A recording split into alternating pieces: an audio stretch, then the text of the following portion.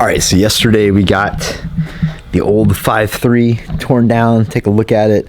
We determined that the rods 5 and 6, primarily 6, were toasted. Well, not toasted, but the bearings were toasted. The journal's toasted, and that whole block is going to need a line hone, probably a new crank, or you could probably take that one to a good crankshaft guy. All of that stuff equals money, right? So it's probably just as cheap to buy a new one than to do all that stuff. And it's like I said, it's done told us twice it doesn't want to play. So we got this guy here, which is, like I've told you before, got like the whole little info tag. Look at this. It's from Keegan Brothers in Nueva York. I hope it doesn't have the Rona on it. And it is an engine assembly, 125K, 5.3 automatic transmission, LMF, ran great. So this came out of a Sienna 15, which I think is basically an express van. And we know a few things about it. It has a flat looking-ish valley cover. So I'm going to assume that it has no displacement on demand, and it does have the big retarded front valve cover, so that it does have variable valve timing. So that has to be swapped out because that's not going to work, which is fine because yesterday we saved the camshaft and all the giddy parts from the old engine. Luckily that bearing failure wasn't that bad, and we can just swap that stuff over without having to worry much. So plan with this guy is we gotta swap the valve train out, right? We gotta swap the valve. We have to swap the valve. Are you all right, monkey? Monkey's over here dying. Did you breathe the water, monkey? Where are you at? I can't even see you. There she is. Did you breathe the water? You inhale it? You're not supposed to inhale it. You're supposed to drink it, not inhale it. Sweet girl. Sweet girl. Papa, sweet girl, huh? Here comes Jealous. Are you a hot dog? Huh? Okay. Back to car stuff. So yeah, we gotta get all the ancillary junk off here so we can get down to the bare bones of it.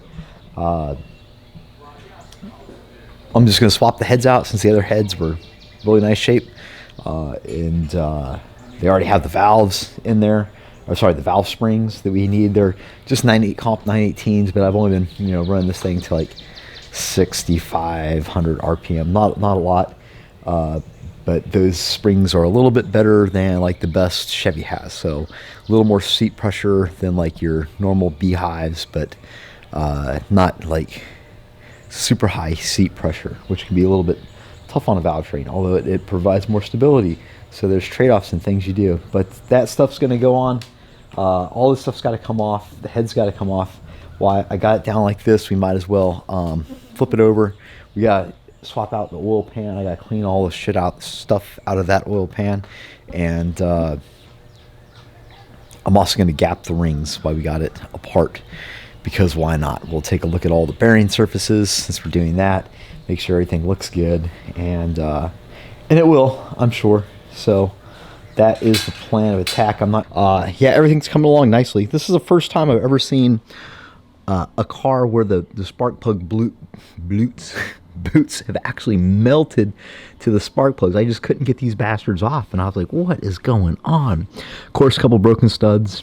No big deal. We're not even using these heads, but they're not going to be bad. They'll probably be nice heads once we get everything off.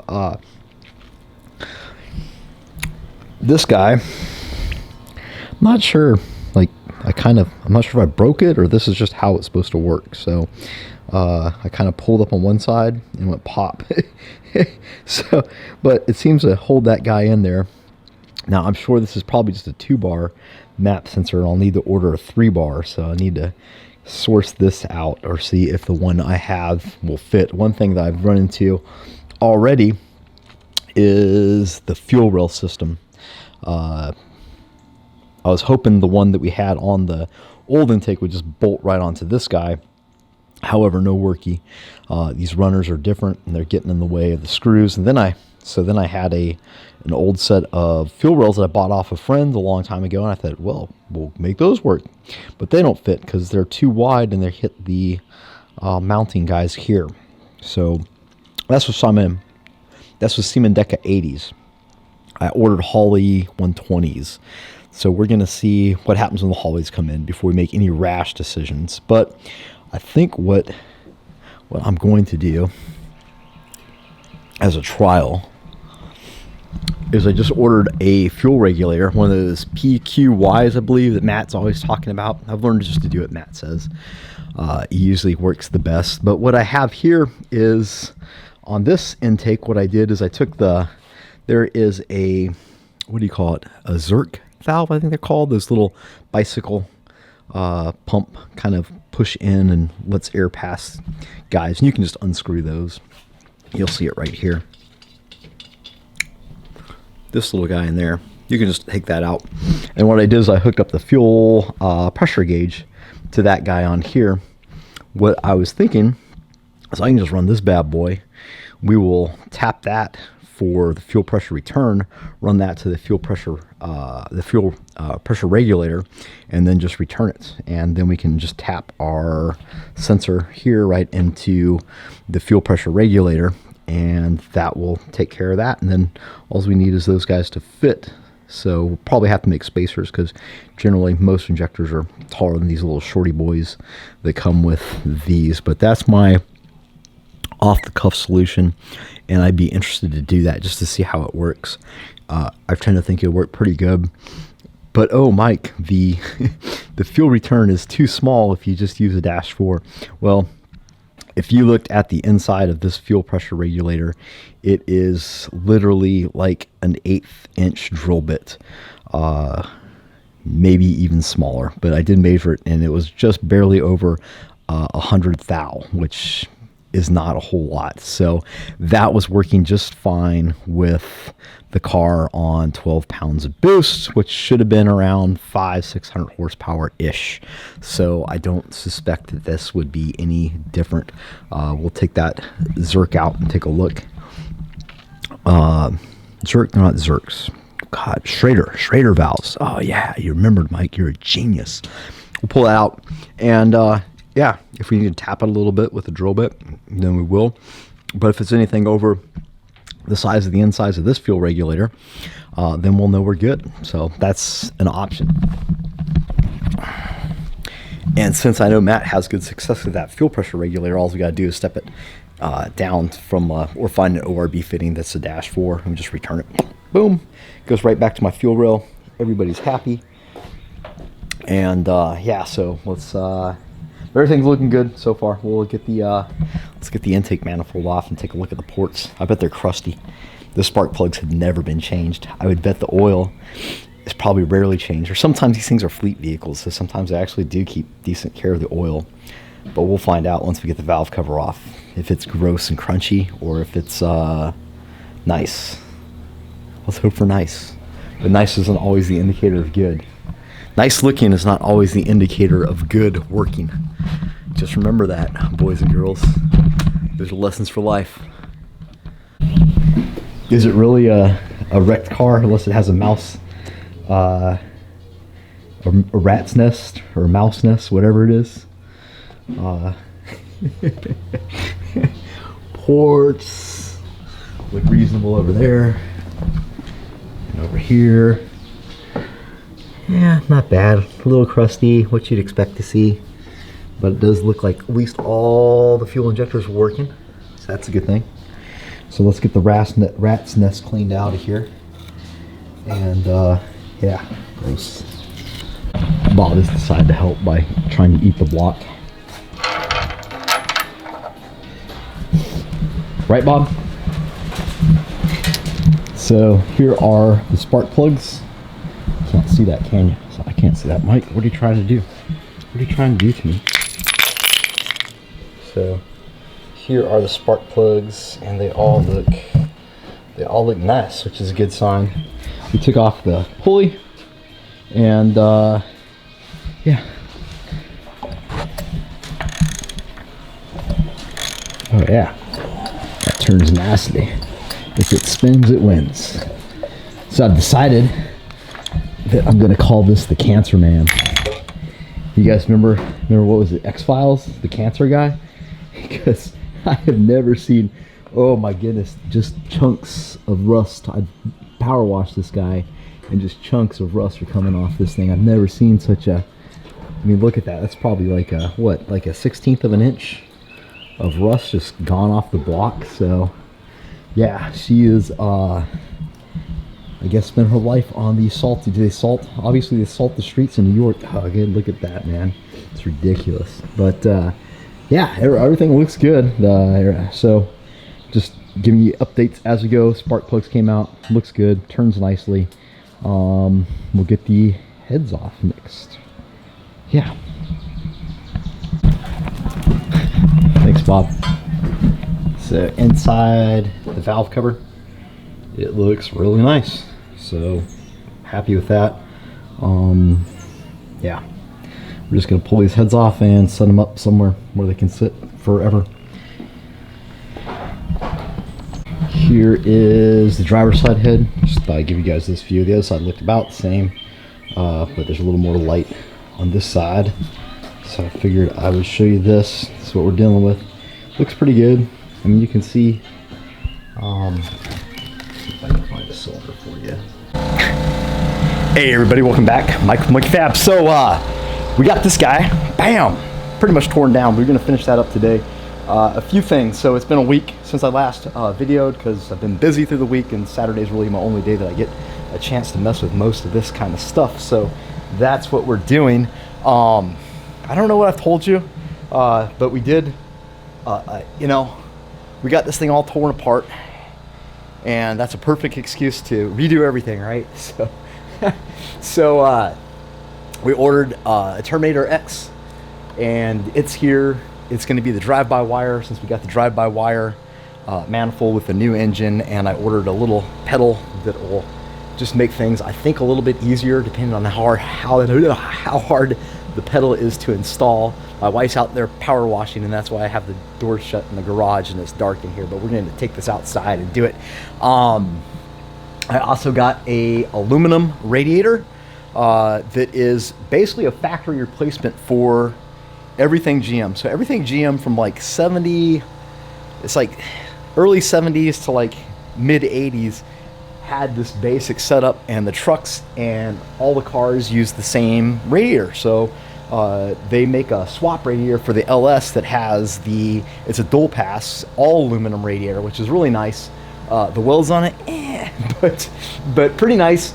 A bit pricey. I would have rather made my own, but I had trouble finding cores, and I was just like, well, we'll just do this guy, and it should be perfect. So the idea is it will replace the stock radiator, which worked okay. Hot like mid-summer Houston days on the freeway going with a little bit of gusto. The temperature would start to have troubles regulating itself, which is always a bad thing, because you always want to be able to drive your car, and if it doesn't stay cool, then that takes all the fun out of it. So that should clear that problem up, because now we got two passes, all aluminum. It's a thicker core, and it's going down one way and back the other, whereas the factory core, it just basically pours in one side and then just kind of filters over however it will to the other side where it's picked up and sucked in. There's not a lot of engineering that actually goes into how those things work, so they're not the most efficient, but they work, or else they wouldn't be in there in the first place. So my idea is always replace the factory size radiator with a factory size radiator at least, and that way you know you won't have troubles for the most part. So another thing I did is Richard Holdner, the guy that does all the dyno tests, great guy. He's always on Sloppy, really entertaining. Did some dyno tests with cams, and I was just like, hey, since we're already got this guy all ripped apart, why not change the cam out, even though it's a bit pricey? So the LS9 cam's pretty good. The low end power. If you look at the graphs, and I highly suggest you go over to his YouTube channel. I think it's just called Richard Holdener. I believe so. But if you just Google like sloppy, or not Google, but YouTube, search sloppy stage 2 versus something, or just versus, I'm pretty sure it'll pop up as one of the dyno videos. But he's ran a bunch of dyno videos, and you can just see where the power curve, you can see the different cams, how they produce the power and the power curve. And what was neat about, he showed a Summit, I think it was like an 8220 or 8120, something like that, and the power curve was picked up above 32, 37-ish, 100 RPM significantly all the way out to redline, and made like 20 more foot-pounds of torque all across the board. Excuse me. And also put out like something ridiculous. It was like 50 more horsepower at redline. So the LS9 cam's pretty good. It does put out quite a bit more power at redline, but it's basically before your crossover, like the 5,000 area, high 4,000s area, it's actually like down on power over just a factory cam. So the idea here is that will make the car much more punchy all the way out through the RPM range. So yes, new camshaft. It's like a 215, 227, 112 with a 600 lift. So not a crazy camshaft like the sloppy stage 2. I want to say is like 228, 230, 112, and around 600 lift is kind of standard. So a little bit mild on the intake side, but it makes good power. So it'll be interesting to see what that does. Other things that we've done. Oh, so I got online with Vintage Air, and I just ordered the air conditioner. That's what I need to do, is drop this wheel down and spray this wheel well out so I can hopefully get these fasteners out of this fender because we have to have access to this under fender portion and the firewall. So we have to pull out all the dash.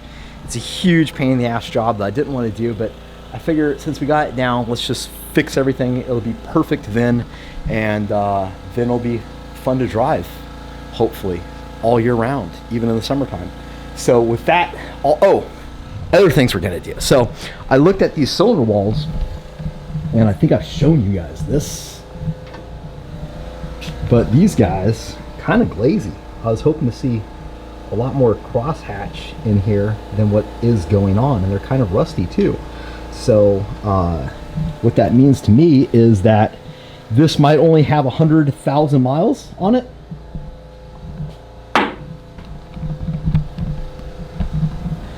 But it's got probably more hours than I have alive. So this thing is probably a delivery. It's a van engine. It's probably a delivery van, and it probably just sat and idled its entire life. So like for the past decade, it's just been idling nonstop, and that tends to kind of smooth out the cylinders, which are really smooth. So that is what I'm getting at, is we got a hone. We're gonna pop all this out. We are going to hone this guy real lightly. It's just a mild 320 grit, dingle ball hone, and I'll show you guys doing that. And then look at this. Look what you can make. See what you can make with a 3D printer. I know I can just use a piston for this, but we're going to use this to square our rings, and we're going to gap the rings to probably 28 thou, and that way we can beat on it without having to worry about what's going on inside the engine, and kind of freshen those cylinder walls up a little bit, and hopefully just get a little bit of sealing, a little better oil control for the pistons and the piston rings. That's what the crosshatch is for. It's not necessarily a sealing thing. So that's about it. We just got to finish getting this guy tear down, take out everything so we can do all of that, and that's what we're gonna do.